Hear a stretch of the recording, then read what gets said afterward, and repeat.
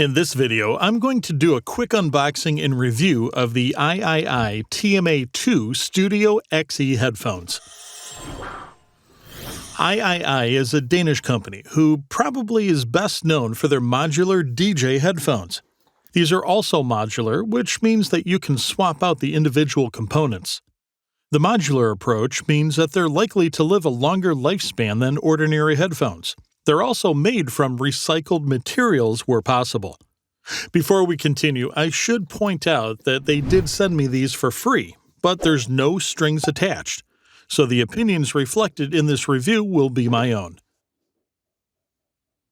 Unboxing is a bit unconventional as there's some assembly required.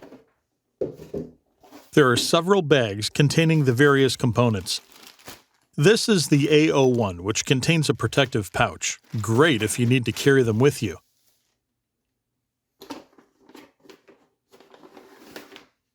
Here's the H01. This is the headband itself.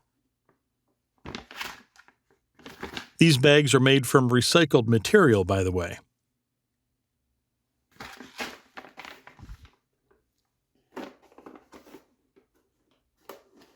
This is the CO2, not to be confused with the gas CO2.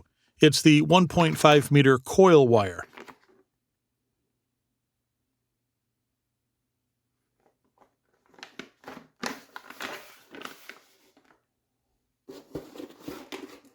Next is the E04 containing the cushions.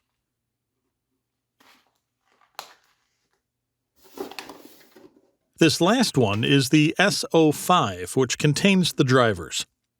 So let's open the bags and see what we've got here. You just tear it.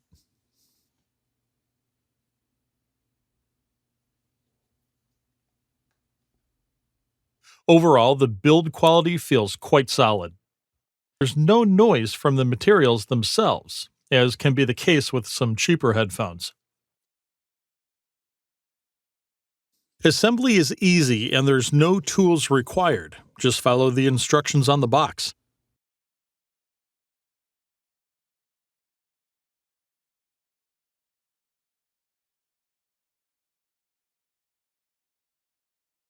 The red plug goes in the hole marked red. Pretty straightforward. So let's move on to what you're all itching to know. How's the quality and what do they sound like?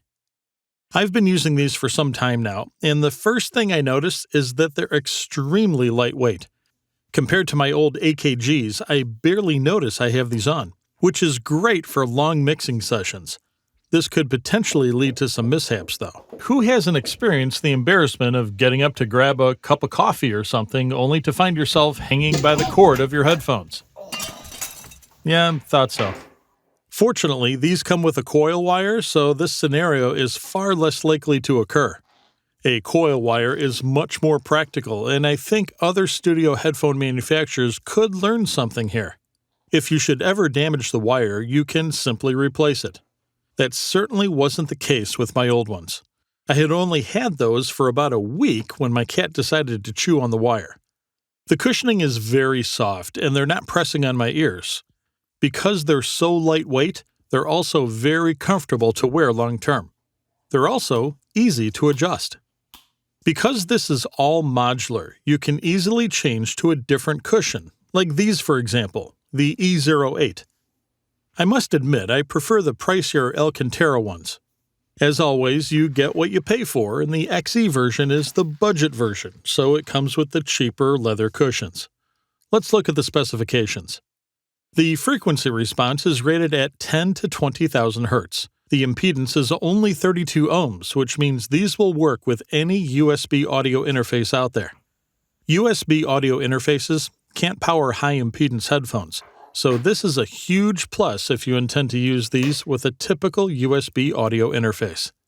The TMA-2 Studio XE comes with a 40mm speaker diaphragm, made from biocellulose, which they claim provides more high-frequency details and more pronounced mid-range, better dynamics, and more natural tonality. When I started using these, my initial reaction was that the low end felt a little bit overextended. The low end very precise though, and they also provide good clarity up top. I'd also like to hear some more energy in the 1 kHz region, but I still don't have any problem hearing every detail here. And the sound quality overall is very good, and I find them enjoyable to listen to. In short, the sound quality is very good, but they're not as flat as I thought. And looking at the frequency response curve, my suspicion is pretty much confirmed.